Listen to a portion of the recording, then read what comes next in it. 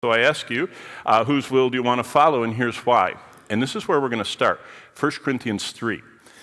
Because there's a day coming when everything we've lived for is going to pass through fire.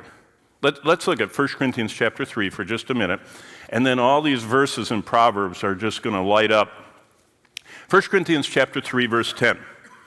According to the grace of God, which was given to me as a wise master builder, I've laid the foundation, another one builds on it. Look at that little tagline at the end of verse 10, 1 Corinthians 3. But let each one take heed how he builds on it. God doesn't make us do his will. He asks us. He offers us.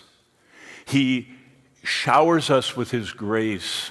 The grace of God that brings salvation teaches us to deny ungodliness and worldly lust and to live soberly, righteously, and godly. Titus 2:11-13 says that.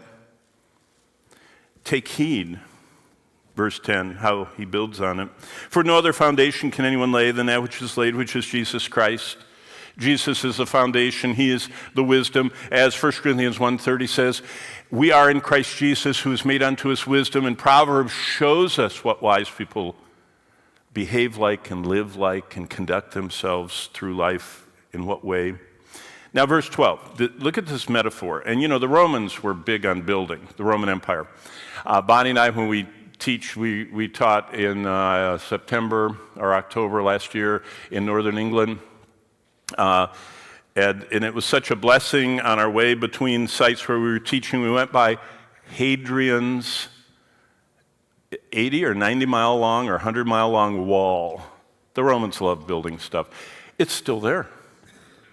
We pulled over and, oh, honey, I'll tell one story about Bonnie. You know, we're in England, so I'm sitting on the wrong side and Bonnie's on the right side of the car, so she thinks she's still driving. And so we're driving along, on the wrong side of the road, wrong everything, and you know how disorienting that is and all those roundabouts, and we're driving along, and I look down, and my diesel fuel tank, it was over, and it started making this red blink, and I said, honey, it's really bad when diesels run out of diesel. You know, they have to re-vacuum them and everything, and we don't want to run out of gas. Here we are, 5 lanes on each side, going on the M1, driving along, running out of diesel, and I'm saying, honey, would you, pop open your phone and see where the nearest diesel station is? Bonnie's leaning forward like this, and she has both feet engaged. She said, I will when I'm done driving.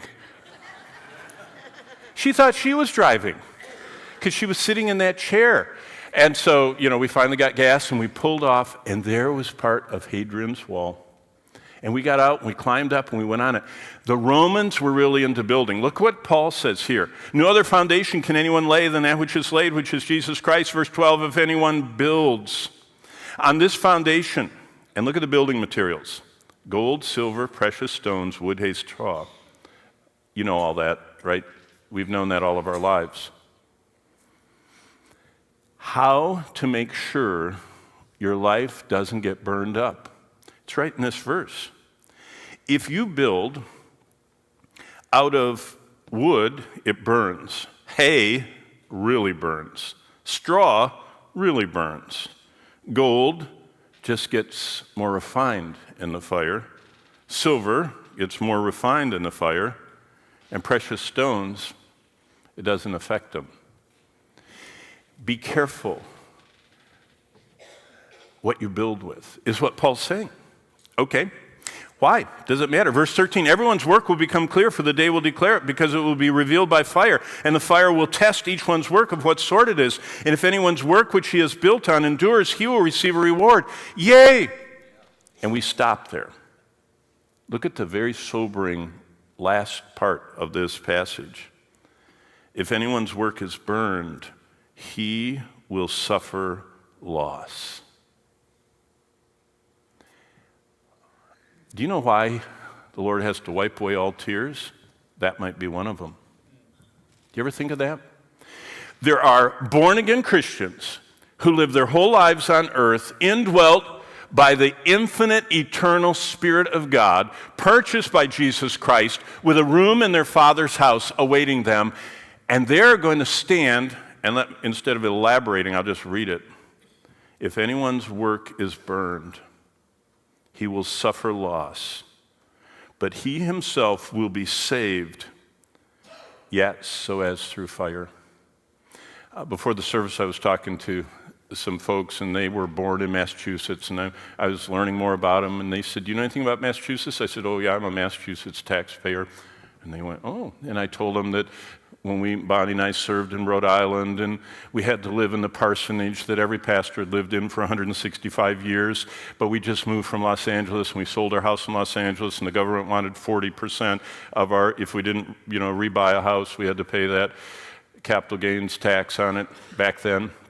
So the wise elders in this church in Rhode Island said, you need to buy a house. Even though you're living in our parsonage, you need to buy another house and rent it to somebody, or you'll get behind. Because you're a newlywed with your wife and, and 2 little children then. So we did. They said, but don't buy it here. Rhode Island's not a good place to buy a house. They said, buy one on the Cape. Well, do you know what we could afford on the Cape? We bought a little tiny shack that was sitting on stones. They had sand, dirt underneath it. And one time, Don Locke Sr. was staying in our house, and a snake was wrapped around the pipe of the sink. I mean, that's how natural our house was. It was a snake haven. And so we bought, that's all we could afford on the Cape, this little shack on stones that was, the first floor was 6 feet 7 inches. That's part of where I lost my hair. I would always bump my head going up the stairs to the 6 foot 5 inch second floor. And the underneath part was mud and dirt, and it flooded. And so we rented it. In God's wisdom, we rented to a smoker. We didn't know they were a smoker, but he did. And they smoked away and fell asleep in bed and burned our shack down. And Massachusetts insurance code says you have to rebuild a burned house, not to what it was, but to current code. So the basement had to be 8 foot. It was no feet, Boop, the house got better. Then the first floor had to be 9 feet. Boop, it got really better. The third, or the top floor, had to be 10 back then. And we got a little palace. That's kind of reverse of this. Some people are going to suffer loss at the judgment seat of Christ.